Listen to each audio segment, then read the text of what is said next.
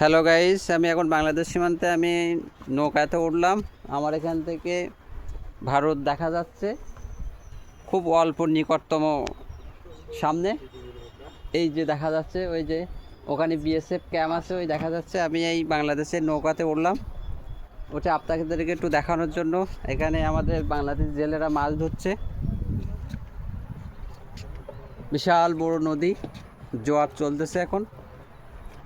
তাই আপনাদের ঈদের দ্বিতীয় দিন একটু ঘোরাঘুরি করার জন্য এখানে আসলাম। এখানে বসন্তবাবু নামে জমিদার, ইনি ব্রিটিশদের সময় এখানে জমিদার ছিল।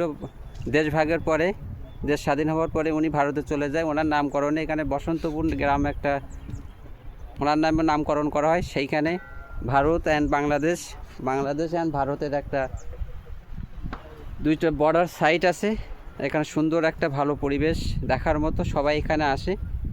আপনাদেরকে ঘুরে ঘুরে দেখাচ্ছি। আমি এখন এই নৌকার উপরে দাঁড়িয়ে আপনাদেরকে ভিডিও করে দেখাচ্ছি।